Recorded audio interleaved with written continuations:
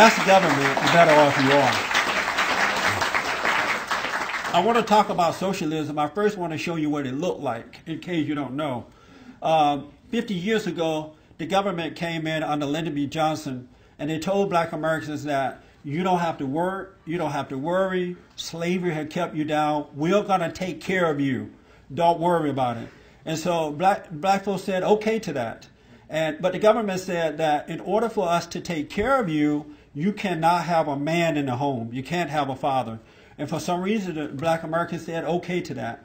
And the government became the daddy of the family, and the so-called black leadership became the head of the people. And it's just been downhill ever since. It is so bad that the black community is in a state of emergency at this point.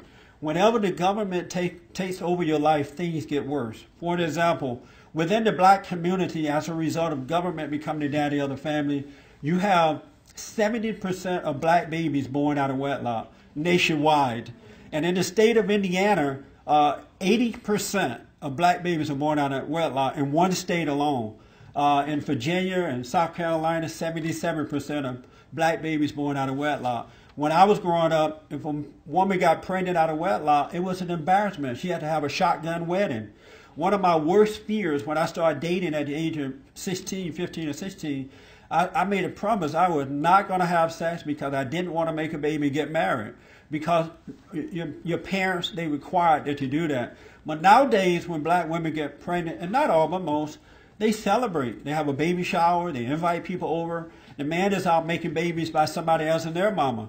They don't have that same embarrassment that they had prior to the government coming in and taking over. And they realize they were wrong. And you shouldn't do it anyway, but if you happen to slip up, just don't do it anymore. But do not tell your girlfriend, your wife, your mama, your sister, your daddy, no one. Do you know why? Kill you when you sleep. What do you think about that? What I just said? Don't tell. If he should cheat, he should not tell you, right? I could see why you'd say that, because I guess ignorance is bliss, or it's better to not know. But on the other hand, like,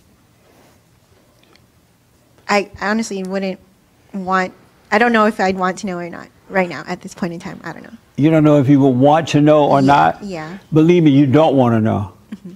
Because once you know, the trust is gone. And you can never get it back. And it doesn't matter what he does. He can walk on clouds. Jesus can come and live with him. You still won't believe him because Satan won't let you believe it again.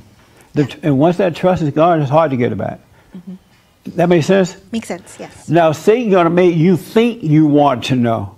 And I notice that society is teaching men now to tell women everything. That's a horrible mistake.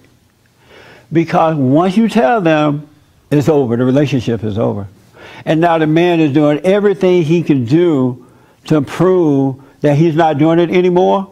And the more you do, the more she requires of you. And then after a while, you just say, forget it.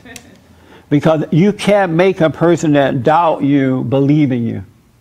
You can't make it. They're going to either believe or not. And believe me, most women, not all, don't ever forget. I remember this one girl I started dating when I was about 15 or 16. So we had high school puppy love thing going on. And then when I graduated from high school, just before I graduated, we broke up. She was my first girlfriend. And so I didn't see her and talk to her anymore until 40 years later. And so her sister called me up one day and said, oh, you want to talk to, I can't say her name because she might be watching, but you want to talk to her, whatever? I'm like, yeah, let me talk to her. She's married and everything, but they set it up where I can talk. Do you know the first thing she said to me? You used to cheat on me. In high school, at 15 and 16. 40 years later. And I'm like, who did I cheat with? I don't remember ever cheating on her, but she does. And so I have to take her word, because if she remembered for 40 years, 40 days and 40 nights. And so I don't even know how she found out, because when I was a cheater, I never told. One thing I knew not to do in my worst days, don't take pictures, don't write letters, don't tell it.